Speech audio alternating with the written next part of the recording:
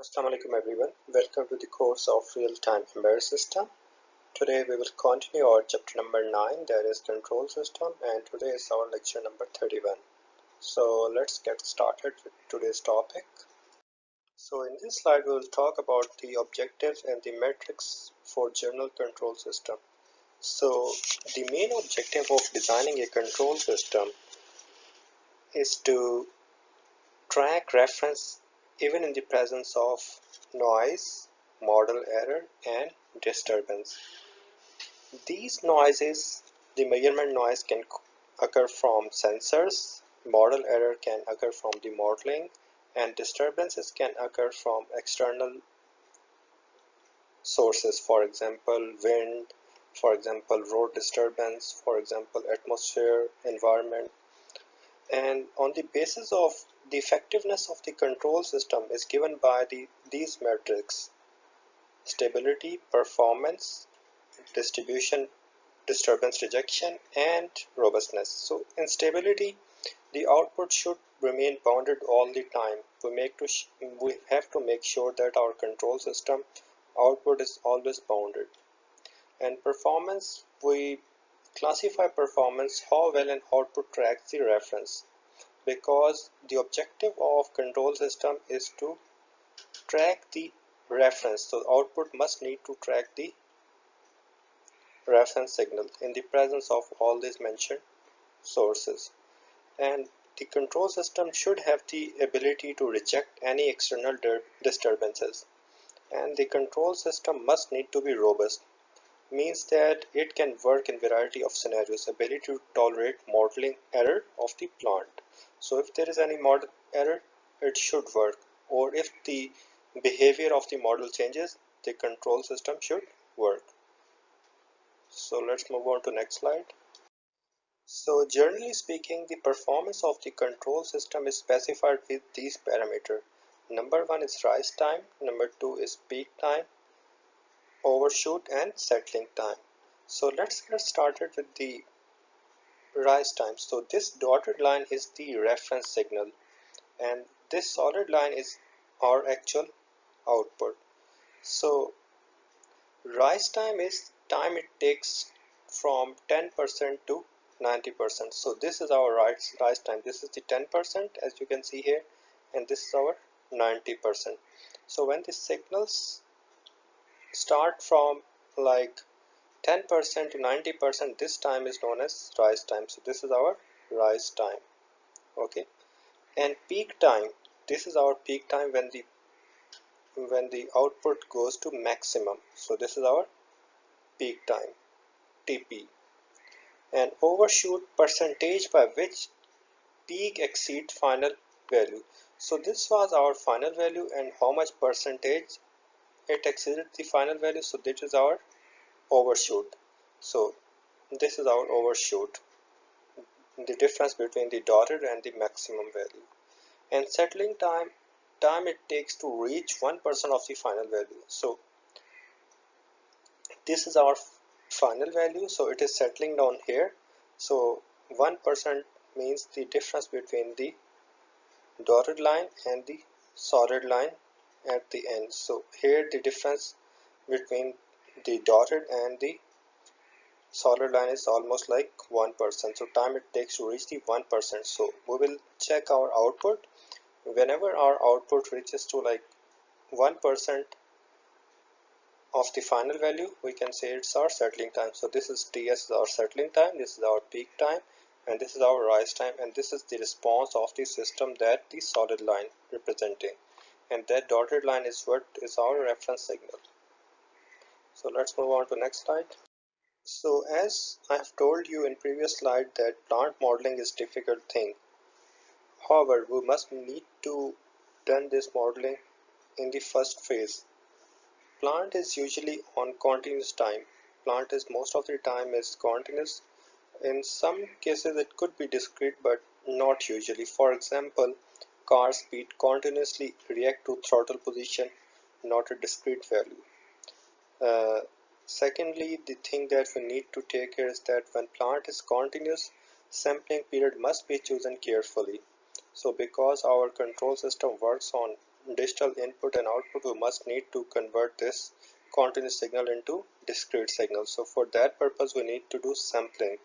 So we need to take sampling period carefully. It should fulfill the Nyquist criteria, like if the maximum frequency is Fn, so sampling frequency should be twice the maximum frequency, so that we do not miss anything that is interesting between these samples. And the sampling time must need to be small enough, so sampling frequency should be twice the maximum frequency. Likewise, the sampling time should be small enough. And most of the time our plant or our system is non-linear, so it means that if it has like a differential order of 2, 3, 4, and it could go to like 8 and so on. So the shock absorber response may need to be 8th order differential. So the shock absorber system or the plant of the car needs to be modeled with 8th order differential equation. So iterative development of plant model and controller.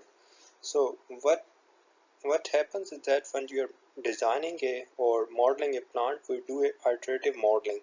So we check out the responses with, let's say for example, with 5 terms, and then we add some other terms.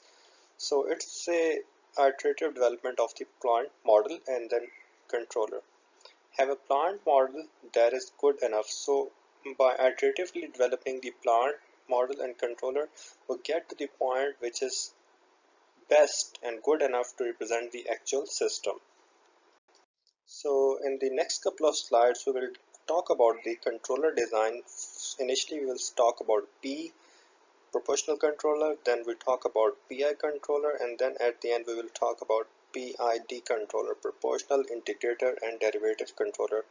So we have already discussed how we can design a proportional controller. For example, this is our same old system of automobile, and this is our car model, and this is our control law. And when you substitute the value of control law in car model, the system model becomes this.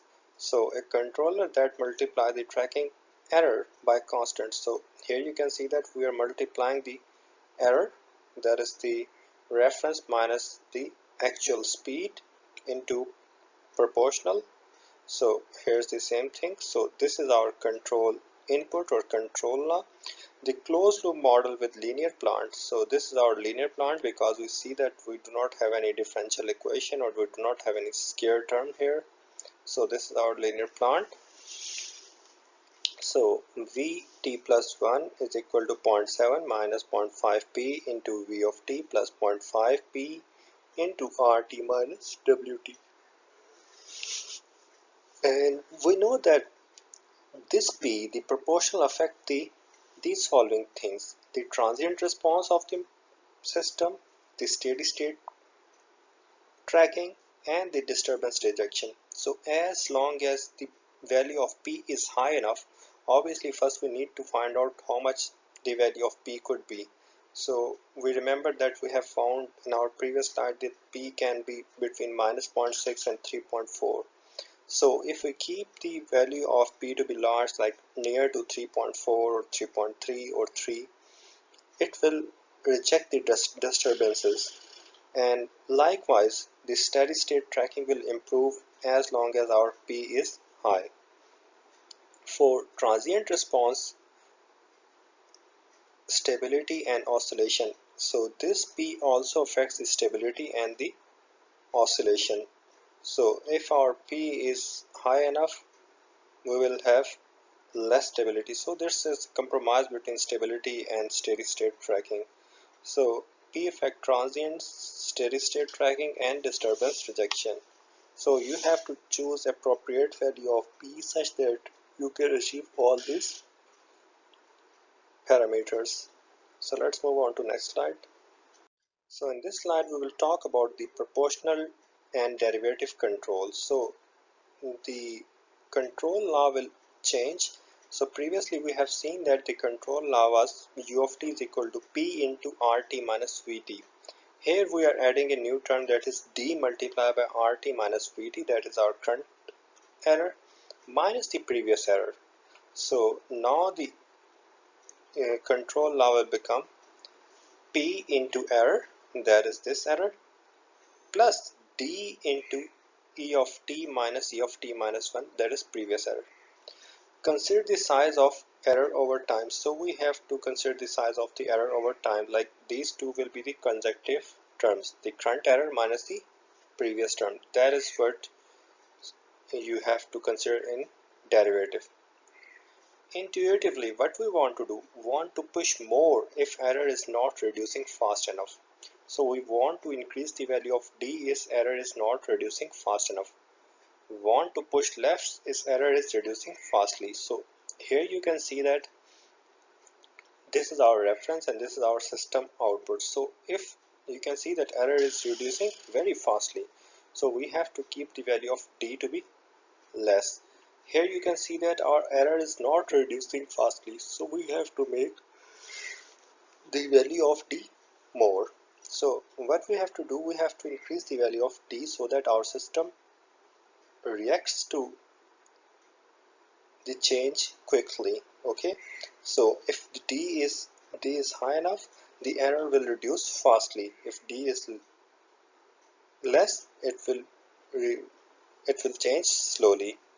So from these two pictures you can make this statement very clear. So let's move on to next slide. So in this slide we will talk about the PID controller. So we need to keep track of error derivative. We need to keep track of the error derivative. So this is our cruise control model. So if I put u of t is equal to p into e of t plus d et minus 1, which is the error term between reference and the actual position. So if you just substitute it, we will get this v of t plus 1 is equal to this whole equation. So after simplification we get this condition. So in steady state we know that v of t plus 1, v of t and v of t minus 1 are all equal. And if we assume that reference input and disturbances are constants, this r of t is constant and w of t is constant, so we get steady state speed VSS is equal to this thing. So VSS is equal to this thing if we assume that r of t and r of t minus 1 and w of t, these are our constants. So and one thing more, that Vt plus 1, Vt and Vt minus 1, these are all equal to VSS. So we have seen that in steady state there is no role of D. There is no role of D.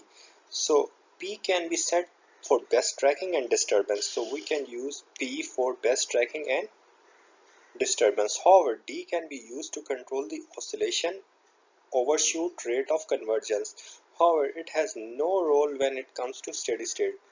D has no role in steady state. So we have used the same analogy and we have put all the VTs equal to Vs and then solve for VSS and we got this thing. So you can check it out that we do not have this equation any dependency on D. So hence in steady state D is unrelative term. So let's move on to next slide. So here you can see that for three different values of P, in one case the P is 3.3 is very high, so you can see that we have a high oscillation in the start and the response is very fast because of high P value. Then and we have D is equal to minus 0.35 here in the case of this triangular one, and for the case of square P is equal to 2.5 and derivative term is 0. So you can see that we start from here, then go here and then we come here. So very less oscillation because of the value of P. And then finally you have a diamond here. So for diamond we start from here, we come here, then we come here. So there are oscillations. Okay, but in the end one thing matters, that all of them are reaching to same steady state. So all of them are reaching to same steady state. However, we can control the overshoot, settling time, undershoot with the help of this D derivative term during the transient time. So it affects the transient time behavior. So let's move on to next slide. So the last thing is that we can add integral term with our proportional. So this is our PI control and proportional plus integral controller. So this is our proportional term and this is our integral term multiplying with the error. So sum up error over time. So we are summing up the error over time, ensuring reaching desired output eventually. So our steady state will not be reached until ESS is equal to 0. So until our sum error is not 0, we will not reach to our steady state. That's pretty obvious. So use P to control disturbance. As I've told you, we can control tracking and disturbance with the help of P, and I is basically the integral term is used to ensure steady state convergence and convergence rate. So here you can see that our convergence rate is slow. First we are going up, then we are going down, and then there are oscillation, and that's it. Here you can see that we are going up and there are hardly any oscillation, and here our convergence rate or steady state convergence is improved.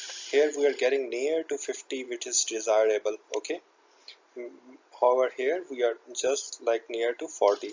So for the case of, you can see that for this, with I is equal to 0, we are staying under 40 miles per hour, but for I is equal to 0.5, that is this diamond shape, we're getting close to 50 miles per hour.